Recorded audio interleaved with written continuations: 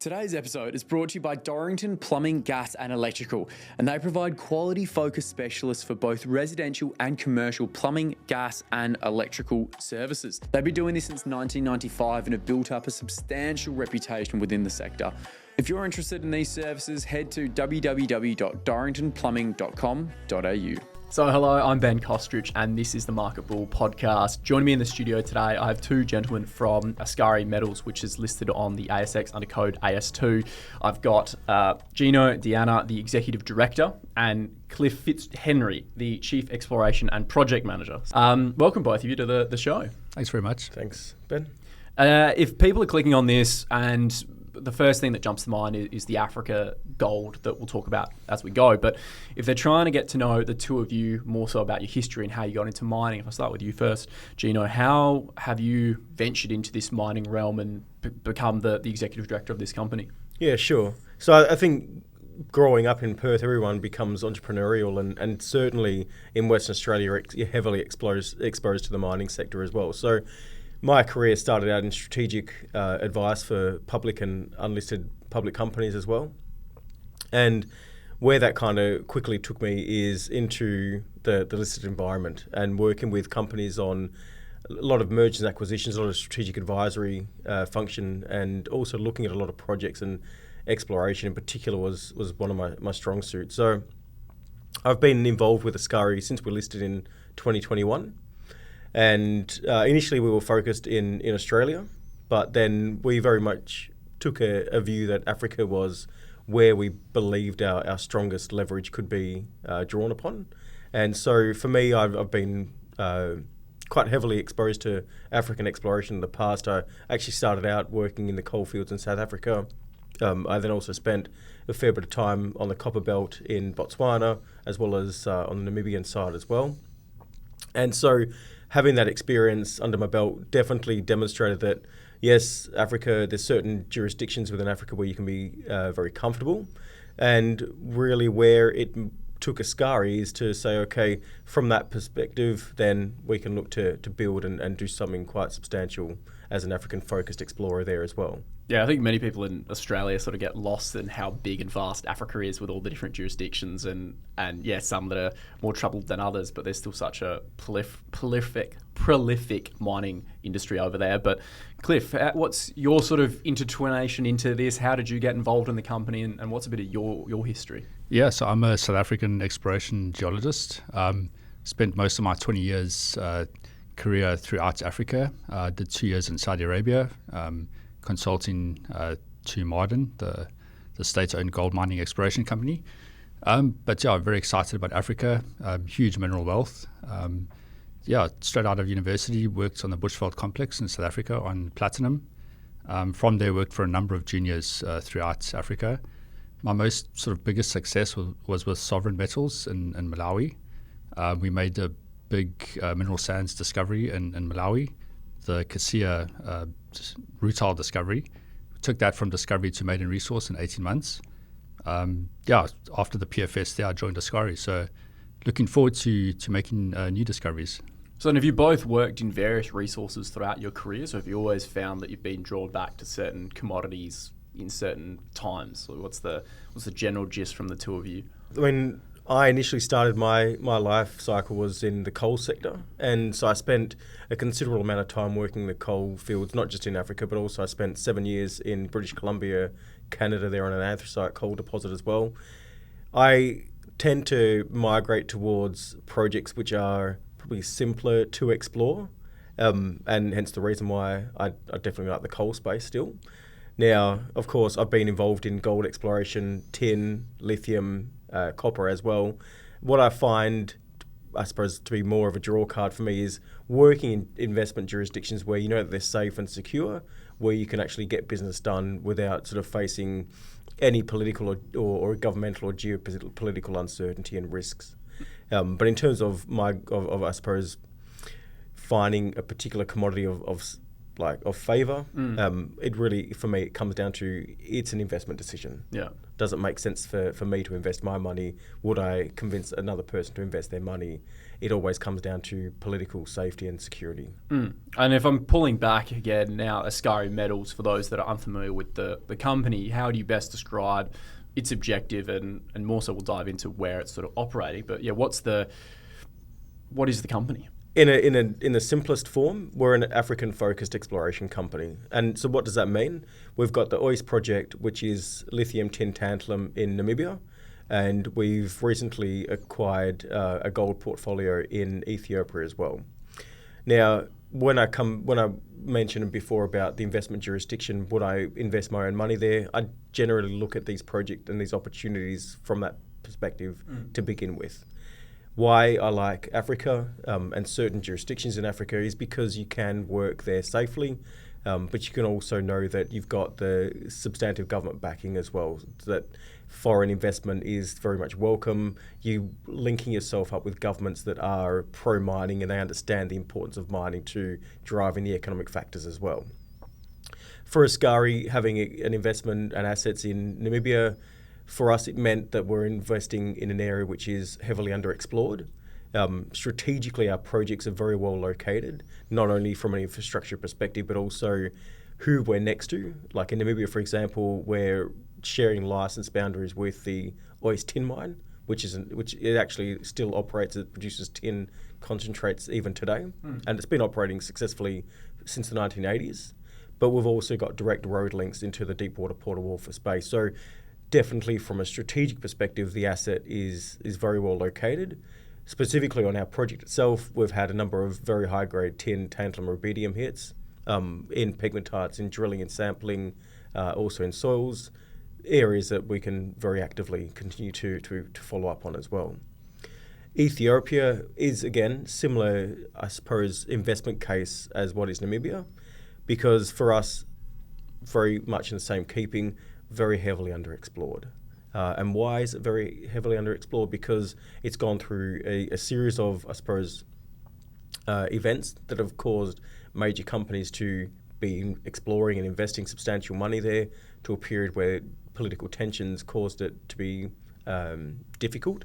And then it's come out the other side, where you've got a lot more exploration, a lot more foreign investment coming into Ethiopia now. But it's gone through these life cycles where it's had a lot of history of mining and successful exploration.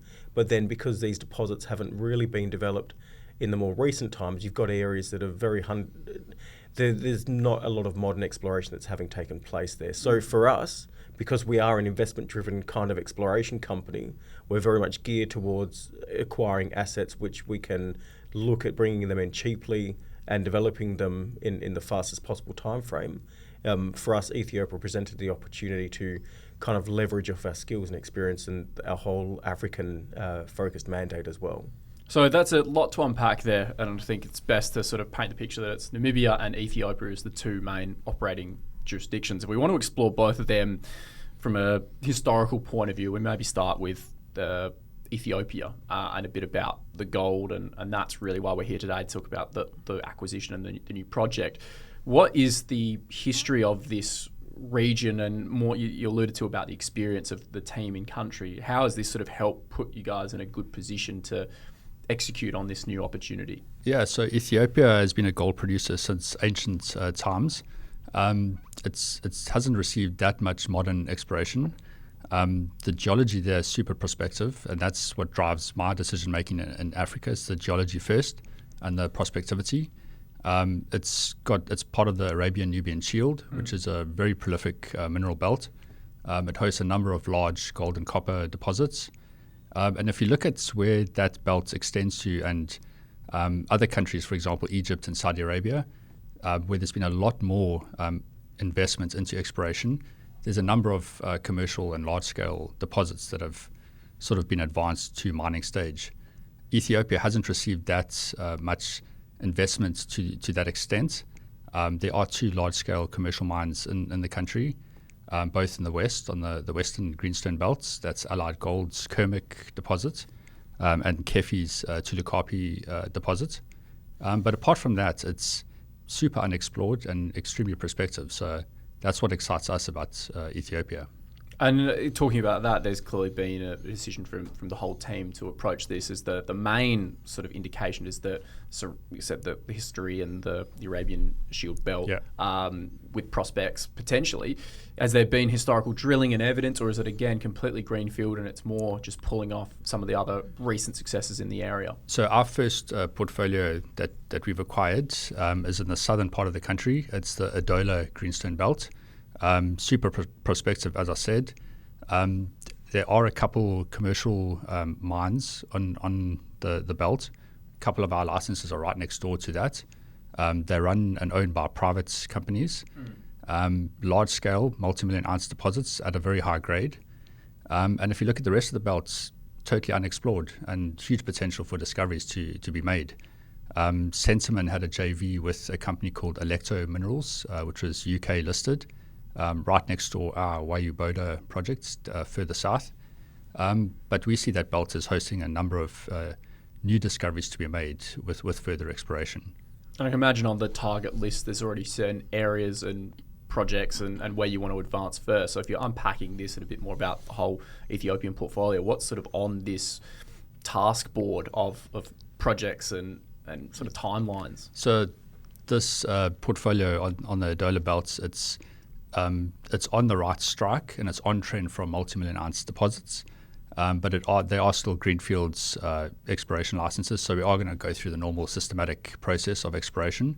But on our licenses, we do see large-scale artisanal mining, so a lot of indications that there is good potential mineralization presence. So yeah, we're going to go through the normal systematic process of exploration and look forward to potentially making new discoveries. One of the key factors, I suppose, in terms of like what drives our decision making as well. If you think about Ethiopia on a standalone basis, the first acquisition that we made, the Rift Valley project areas, which Cliff was mentioning just then, kind of laid the foundation and laid the framework for Ascari to enter that jurisdiction. We've spent considerable time, more than 15 months, actually building our own internal team, African-focused exploration team. So it started off with where we are now in Namibia, but the guys that we've got working for the company, they don't just have specific tin, tantalum or lithium experience. They've got experience in uranium, they've got experience in gold as well. So when we made that initial acquisition in Ethiopia, it was always on the basis that the company's going to look to build this tier 1 gold portfolio. Hence the reason why when you talk about, okay, what's on the kind of the wish list, so to speak, there's always a drive from our company to say, okay, let's look now for an advanced project that can complement what we're doing as far as the existing assets are concerned. And we've been able to make that acquisition. That Nejo Gold project, which we've recently announced, it has got all the hallmarks of being a very successful exploration project, but it's not greenfields, it's a brownfields project. It surrounds the Tulukapi mine, which is, Cliff mentioned, is owned by Kefi, which is a London-listed company. The reason why, obviously, that's so important for us is because from a start, it's been historically drilled, it's been historically trenched. There's been a lot of work done, even early stage systematic exploration that Cliff mentions, but it kind of fell into this position where it then got put on standstill. No more work was done. No more modern exploration work was done on the project. So for us, we look at it as kind of this 1 in 10 year type of opportunity. It's a brownfields exploration asset, which we know we can come into and execute systematic exploration campaigns, follow up on existing drilling, drill fresh holes as well, and really be on this advanced pathway to delineating a JORC resource. From there, it becomes a case of, okay, now the company's on this pathway, what other opportunities can we do? Let's develop this project further. Let's aim to put this sort of an asset into production as well. So a lot of the decisions has really been underpinned by quite a substantial amount of due diligence months prior, and that's about the team in country and the experience that they bring to really help progress this further. Yeah, correct, absolutely right. So I mean, Cliff, if you want to, there's a lot of drill results there that obviously we've contained into the ASX announcement that's been made. But I mean, in terms of unpacking those drill results as well, I mean, and Cliff's the best one to sort of take us through that. But the fact that they've not been followed up, that to us is the most exciting part of it. If you come across a project that's been if it's in Australia, it's no longer on the table. Exactly right. And I mean, this is the thing. Like you would have seen, of course, the acquisition terms for the project. We've been able to acquire it with a very non-dilutive structure. The group that we've bought it from are supporting Ascari going forward as well. So it's not a situation where, we've done a deal, now the vendor has just appeared, he's being paid his cash and he's being given his shares. Yeah. It's not that situation at all. We've been able to complement our existing in-country team through this acquisition as well. And as I said, given that it's been historically drilled, trenched, sampled before, but it's never been picked up again, it just demonstrates, all that exploration upside still remains within the project. Nobody walked away from the project because it wasn't any good. Mm. It got put on the shelf because there were other factors at play that kind of didn't lend itself to a continuation. Yeah. Well, do you want to expand on a little bit of some of those results then? Because I think, also a big point to make, also part of the first transaction, we engaged a local consulting group in Addis, a PhD geologist, well experienced in Ethiopian geology. And he's been on the lookout for opportunities for us in country, and that's also allowed us to move very quickly on potential new opportunities. Being able to conduct due diligence very quickly, and with Nijo, what we have is perfectly complementary to our initial portfolio. You've got an advanced project, drill ready, with a number of historic, exciting trenching and drilling intercepts. So I think it complements our initial portfolio. And as some of the historic results that we've got, so trenching 19 meters at 4.4 grams per ton, 7 meters at 7.27 grams a ton, 14 meters at 8 grams a ton. Some of the historic drill intercepts, 10 meters at 2.8 grams a ton, 44 meters at 1.7, 10.3 meters at 2.23 grams a ton, and 7 meters at 30 grams a ton. So very encouraging historic work. It's going to allow us to fast track our exploration efforts as well. Like I say, that's going to be our flagship project for us in country, and something which we're going to advance very quickly. And how big is the land mass for this project? How big are we talking on potentially? And you're saying about the JORC resource as well. What's the scale of this land holding and some of the licenses that you've got? Yeah, it's 3 licenses. It's plus 100 kilometers squared. Covering along strike a number of very prospective zones, shear zones. So and also surrounding the Tulukapi operation or project owned by Kefi.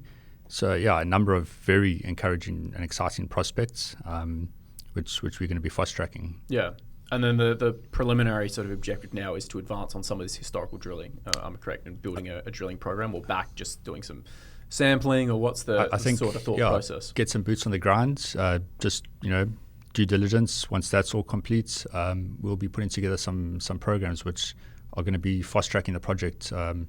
And like I say, it's drill ready, so we've got a number of good historic intercepts which we can follow up on. The key for us, I think, as well, as Cliff's mentioned, given that it surrounds a Tulukapi project, that mine. It's a 1.9 million ounce deposit, by the way, that Tulukapi, and average grade runs at about 2.6 grams. So it's nice, high grade, very significant, very scalable. A lot of the exploration that's been undertaken on the licenses that we've just acquired are extensions of that deposit. There are drill holes that are extending the mineralisation north and south from that mining license. But what is also evident from the work that's been done historically is that there's a lot of exploration that's taken place further up in the north and also further into the south as well, again, that hasn't been followed up on. So whilst 10 initial targets have been delineated from the exploration work that's been undertaken by the previous explorers, it also doesn't demonstrate the exploration upside that exists well beyond those 10 targets as well. So we're expecting that, of course, out of those 10 targets, there's 4 of them that are drill ready right now, which we fully intend on mobilising a drill rig to site and getting started on validating that historical drilling and also growing out those targets and adding to I suppose, when I said that aggressive pathway to delineating a JORC resource, it's really a case of, let's go back in and let's focus on systematically drilling out these prospects. Yeah. And at the same time as we're systematically drilling, we're following up on the trench work that's been done on other targets further to the north and to the south, and we're also exploring other target areas which share the same geology along what they call the Tula-Dimtu shear zone. The whole area is mineralised. It's more than 60 kilometres north to south of this prospective shear zone. So that on a standalone basis kind of gives you a bit of an idea for how significant this can actually be. And if you look at the map from our announcement, for example, you'll see the scale of the Tula Kapi mining permit, and you'll see the comparable scale of the license that we've just acquired. It's I think the numbers are 1,200 square kilometres of what we've acquired. So that, when you compare it to the size of the Tula Kapi mining permit, kind of gives you an idea of how many Tula Kapis you might have on the Ascari ground. Yeah, far out. And that was another point that you mentioned before about really the flavour and the interest in Ethiopia, and that there's clearly been this pivot in a lot of African jurisdictions, and now Ethiopia, I mean, I don't really know much about the current government and the almost incentives that they're providing, but what is it really like now working in that country from a mining and exploration point of view? How is the government looking at realistically prioritising some of these and offering funding pathways and just being more open to conversations than probably historically? Yeah, I mean, it's got a modern mining code. They're actively encouraging foreign investment, and it's so far experience has been excellent in the country. And we see certainly a big gap. I mean, you've got the two major commercial mines which are being developed and going into production. And apart from that, you've just got a few small private companies who are mining. So there's no other listed exploration company in the country. So we see Ascari as filling that gap in Ethiopia, and we think there's going to be a number of new opportunities that'll come to our desk as well. So very excited about building the portfolio, and especially advancing the Nijo project, which we think is a flagship project. I think also, like many African nations, they see the importance of foreign investment, right? Like you're talking about countries that couldn't develop their resources on their own balance sheet. So the willingness of the Ethiopian government to actually bring in foreign investment, whether it be from Chinese companies or from Western companies, there's definitely this attraction for helping to build an environment which is safe, secure, and stimulates exploration and spending in country. And it brings in jobs for everyone there. Absolutely. It's one of the massive upsides from them, and we've seen that in some of the other regions already. Yeah, absolutely right. And again, that's one of the draw cards for Ascari, right? Like, we're a foreigner because we're an ASX company. Everything we do in Africa is from, hey, we're kind of visitors in your country. So the way that we handle things is, okay, and first and foremost, very strong community relations. You've got to make sure you've got social license to occupy. That's generally one of the highest priority sort of ranking criteria for the company as well. From our perspective, knowing that we've got a great project and brownfields exploration at Nijo complements what we've already done and what we've already acquired in the original portfolio as well, we are on the pathway to building that tier 1 gold portfolio in the country. We like Ethiopia. We find it to be safe, it's stable, it's easy to do business. We've got a really strong in-country geologist who's also very well connected at regional and federal government levels as well, which is, again, key to success. We look at it as, from our perspective, that it's an opportunity for us to really bring a huge value-add opportunity to our shareholders and our investors. Just looking forward to getting boots on the ground in the near term. And like I say, starting systematic exploration programs on our Adola Belts portfolio, and then really fast-tracking the Nijo project, which we think is pretty exciting. So I think a lot of news flow to come over the next few months. And while all this has been happening, you also talked about at the beginning of it, Namibia and the tin tantalum. For those that are following the tin and some of the price activities and what's happening in that market, can we just establish what the current sort of scene is for that? Because there's quite a few tin investors out there that get quite bullish on new prospects and new projects and the activity. So talk about Namibia and some of the what's been unfolding there, and then we can talk a bit more about the project. Yeah, Namibia's got a long history of mineral exploration and mining. It's excellent jurisdiction in Africa. The project that we're looking at in Ois, it's next to a historic tin operation. So this region had been looked at previously at tin, sort of many years ago. When we picked up the projects, obviously the lithium market was a lot stronger, so we were looking at it from a lithium perspective. But what we have on the project is a polymetallic offering. You've got very good grades: lithium, tin, tantalum, and rubidium. We put out a couple of news releases recently where we looked back at our old data from the perspective of looking at the tin and tantalum grades especially. And we've got some really high grades there, up to 3 and 4% tin. So there's a number of very good pegmatites that we've got on the project. So we are still looking to move that project forward, very prospective. We've got some assay results coming from our trenching program on our license 7345. And then we're going to be systematically taking that forward. Those pegmatites are close to being drill ready, so that will be the next step following completion of the next trenching program. And like I say, it's a polymetallic deposit, and yeah, there's not too many tin deposits out there with those sort of grades, especially. And you mentioned at the beginning about the accessibility and the almost infrastructure that's already been set out. I mean, from an appetite point of view, that's got to be a big tick, given that it's still got to go down quite a few parts, but if there's infrastructure already set up to help with ease and exports and all of that, that's got to be a good indication that if you do get there, at least you don't have to worry about setting up a port, for example. Absolutely. And again, that's one of the draw cards for why we looked in Namibia, and why particularly that Erongo region of Namibia. What stood apart for us in terms of, you could have gone anywhere in Namibia. I mean, that particular region hadn't seen a lot of lithium exploration. A lot of the lithium exploration was in the Caribbean there, where you've had some historic mining activity as well. For us, as Cliff mentioned, going into it in a different lithium market, that project, we looked at it from a different perspective, but you kind of you ignored almost to a certain degree the mineralization for the tin, the tantalum, and the rubidium. Now, as you mentioned before, like tin prices are the highest I think they've been for some time. And of course, there's a distinct appetite from investors to look for pure play tin operations and investments as well. So from our position, having those kind of high grade tin numbers, knowing that there's also scale, like scale's a key in any project, right? You've got 88 million tonnes is the resource on the Ois tin mine that runs next door to us. Now, again, same pegmatites that they're mining is the same pegmatites that we're exploring at our project in Ois as well.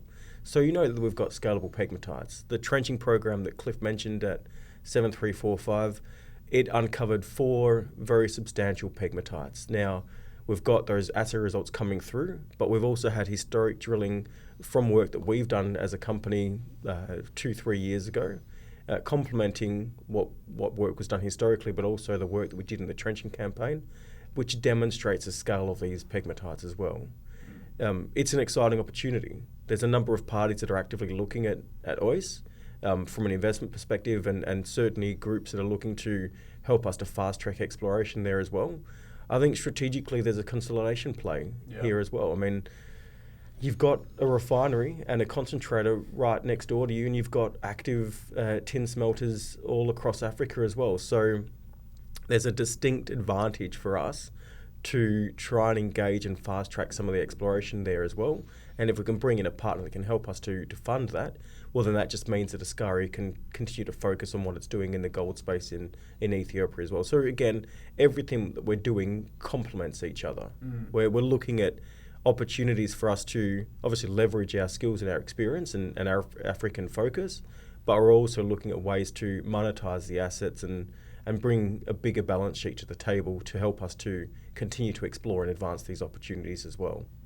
Far out. Yeah, so there's a lot going there between realistically the various projects in the various countries at the moment. I mean, looking forward as a team, how are you best going to prioritise the capital? And I know in May you raised some funds, or you have raised some funds to help accelerate and complete these transactions. I mean, how are you best looking for the next 6 to 12 months in regards to your hit list, your priorities of what you really want to achieve as a team, and what do you want to present to investors? Yeah, I just want to also add, we're also leveraging off our African exploration team, which we built up. So that's the key thing when we look at new opportunities in Africa. We've already got the team set up and we've got the technical skills ready. And I think, going forwards, We've got a great project at OIS, which we want to move forward, polymetallic, as we mentioned, but I think Ethiopia is going to be the focus for the company over the next 6 to 12 months. A number of low-hanging fruit there in the country. Niger is certainly going to be the flagship that we want to fast track. And then at the same time, we want to get started on systematic early-stage exploration on our Adola Belt project. So we've got a very strong partner in country, and through our African team, which we have, we're going to be getting boots on the ground quite soon. So I think quite an exciting few months ahead for the company. And I mean, in terms of how we're going to finance, because you're quite right, like the projects that we've got inside the company, they're company makers in their own right, individually. And so our approach is, well, particularly at OIS, given that there is a strong demand for tin investment at the moment, and given the work that we've done in the past, definitely demonstrates that there's huge upside in the exploration and further exploration there systematically to build out a resource as well. I think at the end of the day, we're looking at partners that can help us to come in and finance that exploration. The company is going to raise further funds as well. A lot of that money is going to be allocated, as Cliff's mentioned, to Niger exploration and drilling out a resource there as well. Again, in everything that we do, we think strategically. Like, we've got a ready-made partner in Namibia at the OIS tin mine, which is Andrada Mining, a London-listed company who have been very successfully operating the OIS tin mine now for at least the last 10 years. They've got great government backing as well, which is, again, very important, very helpful. And so from our perspective, there's a number of parties that are actively engaged with us to put funding in place to explore and build out a resource there, which is tin, tantalum, rubidium centric, and then offer something up to Andrada from a strategic consolidation perspective. As I said before, that'll help Ascari. We can then focus our own equity capital raisings to then deliver asset investment into Niger and the other assets on the Adola Grindstone Belt as well. It's a fair amount, and alongside the two of you, you talked about the in-country team, but I can imagine there's more of the board level and the management level. So who else is alongside the two of you sort of executing on this prolific strategy and this, you keep mentioning this foresight, this strategic viewpoint? Who else is alongside and on the board? Yeah, so we've got Rob Downey, who's our chairman. So Rob's a mining lawyer by background, but he's, again, had a lot of experience in dealing in Africa as well. So where Rob, the skills that he brings to the table is certainly around managing risk and managing exposure for the company. That's a key part to what we do. It's great that, like, we've got Cliff and we've got our African-focused exploration team, but knowing that we've got Rob sort of sitting from a corporate perspective, managing our liability and our exposure to these jurisdictions definitely helps us to make safe strategic moves, and he certainly helps to ensure that all the protocols and procedures are in place. And then complementing, I suppose, what Cliff and I are doing, we've got Tim Morrison as well. And so, again, Tim has had a lot of successes. He's the chairman of Trig Minerals, who've had a phenomenal response to their antimony exploration in New South Wales as well. I think that's definitely given Tim a lot of following, and a lot of these guys are now looking actively at what Ascari is doing. So from that position, certainly is helping for us to, I suppose, lift the profile of the company. And of course, the more people that you've got telling the Ascari story, the easier it becomes for us to do what we've got to do from the perspective of raising money, and then for Cliff to actually start to implement these exploration campaigns. So the story with Ascari, it's strong. We've got good advanced projects, and we're an aggressive explorer. We know where our strong points are. It's in Africa. We know that we're going to continue to focus our I suppose, what I call our African corporate strategy. And we're focused in Ethiopia at Niger and on the other projects in the Adola Belt. And in Namibia, we're obviously pushing OIS forward and looking actively at bringing a partner in to help us to manage that as well.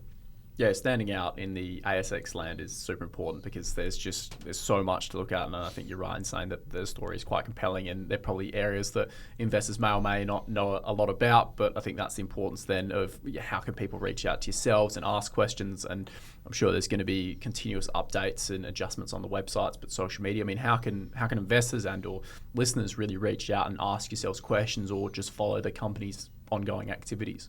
First and foremost, like our Cliff and my details are on the bottom of every ASX announcement, right? So I always say this to shareholders that we welcome anybody to put a call through, pick up the phone, let's have a chat. You want to find out what's going on with the company, speak to Cliff or myself. We'll give you honest, clear answers for where the company's attention is being placed at the moment. Our website's going to be rebuilt because, again, the focus is Africa, so we need to just make sure that we're demonstrating to our shareholders and our investors that are following the company that, yes, come to Ascari because we are an African-focused explorer. If you want exposure to tin, tantalum, rubidium, okay, we have that at the OIS project. We're building this Tier 1 gold portfolio, and I'd say we're 99% of the way there with the recent Nejo acquisition, that we don't necessarily need to look outside of that project now to build that portfolio in Ethiopia. We are actively starting to, I suppose, push the social media marketing. You're on a podcast for yeah, one, so. Absolutely. Yeah, no, that's right. And we're looking at all those platforms because that's the way that you're going to be able to reach your investors now as well. So gone are the days of just putting out an ASX announcement and hopefully people will just pick it up and read it. I think now we've got to just continually get, I don't like to phrase it like this, but get in investors' faces and say, hey, this is Ascari. Like, we want to become a household name. Yeah. And I think that's having these assets enables us to become that household name that you think about Africa, you think about Ascari. You think about gold, you think Ascari. You go to Ethiopia, okay, that's Ascari. You want to be in Namibia, okay, that's Ascari. Tin exploration, okay, that's Ascari. I want to be able to continually remind an investor that, like, you want exposure to these commodities, you want exposure to Africa, well then come and invest in our company. I think you took the last words out of my mouth, which is how and why should people remember the company, but I think you've just done it right there. That's where you want to be. So, I mean, in closing, is there any sort of final points you'd want to sort of leave or recommend and urge investors to remember about this conversation? Is there any sort of closing thoughts or remarks? I think, from the past, Ascari's sort of had a few different areas of focus that we've looked at, and we have changed in the past. But I think the big thing now is that Ethiopia is the real opportunity for us. That's where our focus is going to be going forward. In OIS, we've got a great project, but I think we will be looking at a potential strategic partner coming on board there. We know what we have there, and it's very exciting. But look, I think the focus for us going forward is to build a champion exploration company in Ethiopia. We've got a great portfolio there. I think it's going to grow as well as we come across further opportunities. And the Nejo project is going to be a great standout flagship project for us. So looking forward to getting boots on the ground and some solid news flow over the next few months.